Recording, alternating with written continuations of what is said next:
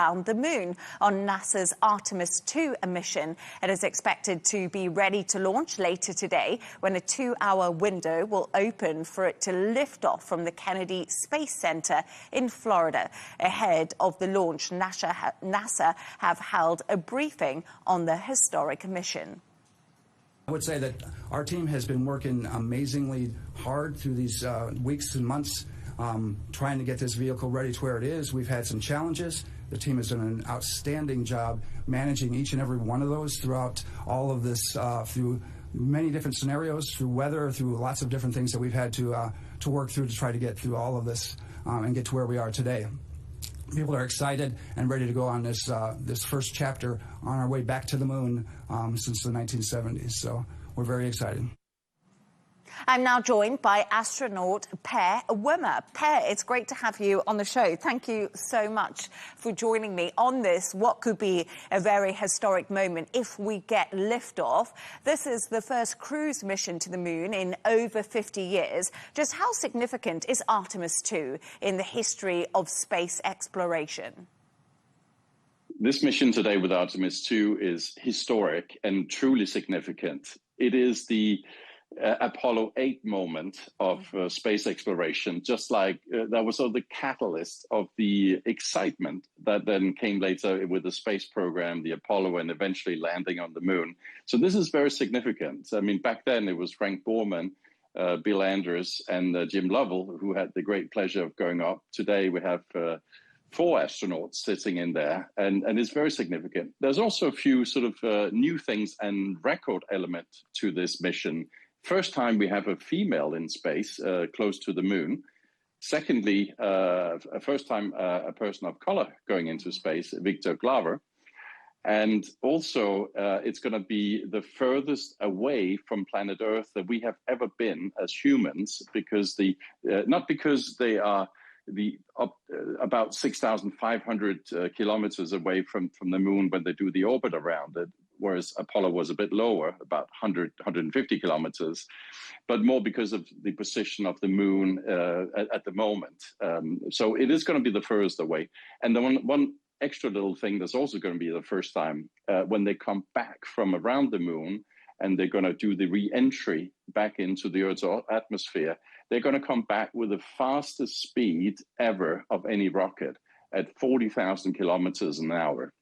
And that's a precaution. They're coming back so fast to shorten the window that they're going to be in the atmosphere on the way back down, because they had a little bit of a problem on the Artemis I mission with the heat shields. But there was some gas that came into the heat shields. In order to shorten that and reduce the risk, they are going to do it a little bit more steep decline and come back a bit faster. But fingers crossed, it's a very exciting and certainly a historic mission. I can see that big smile on your face, as you just mentioned to me, lots of firsts happening, big moment. But what makes this a mission different from the Apollo-era missions we saw in the 1960s and 70s, and of course, the famous films?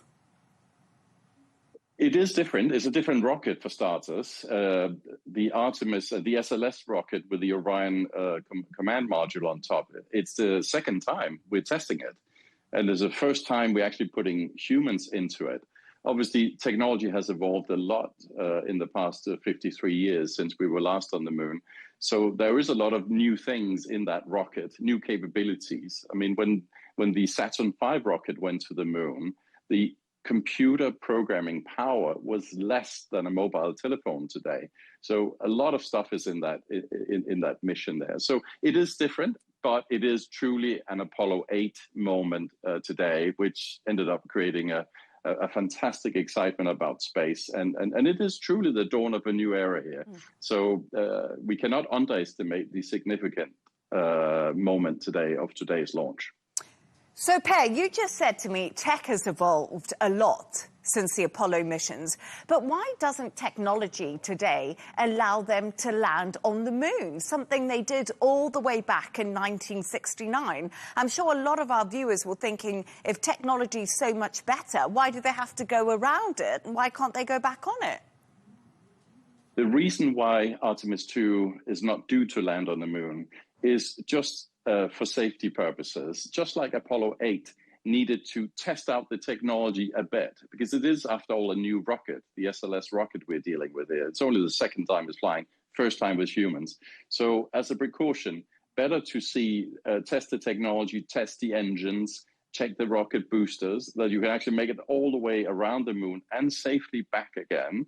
And then it was originally the plan that Artemis II was going to have 2 astronauts landing on the moon. But even that mission has been sort of, it will still happen, but you're not going to have astronauts on the moon. So it's not going to be until Artemis IV that you're going to have 2 astronauts stepping down on the lunar surface, just like Apollo 11. And that is purely because of precaution, because we want to make sure it's safe to get there.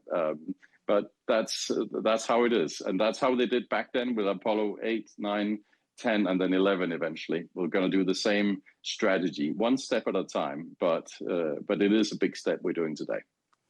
I'm sure conspiracy theorists will be reading a lot into what you've just told me. But what are the biggest challenges facing NASA during this mission? Because as you did say, there's a lot of firsts in it. We're going further than we ever have. What obstacles could they face? I would argue that the biggest challenge NASA faces on this particular mission is the heat shield. We saw during Artemis I that they did have some problems with the heat shield coming back in, and small gases were forming in the heat shield. So it didn't come back sort of picture perfect. And the heat shield is very important because they're going to experience up to 3,000 degrees centigrade outside the capsule. So it's very, very important the heat shield is working. And as a precaution, they have chosen to come in quite hard at 40,000 kilometers an hour. That's never been done before. This is a true first. It's a good way to dealing with it. It sounds like NASA is very confident about it and they can make it. But when it comes to Artemis 3 and 4, you will see some changes to the heat shield because that'll have more time to perfect it. Should be safe, fingers crossed. But the heat shield has definitely proven to be the biggest challenge. There'll also be other challenges along the way. They are going to deploy a couple of small satellites along the way as a bonus, if you like. Argentina, Saudi Arabia, Korea, and Germany has all contributed into these satellites. They'll be deployed along the way. So let's not forget that. But above all, it's going to be a great mission, and I can't wait to see the rocket lift off later today.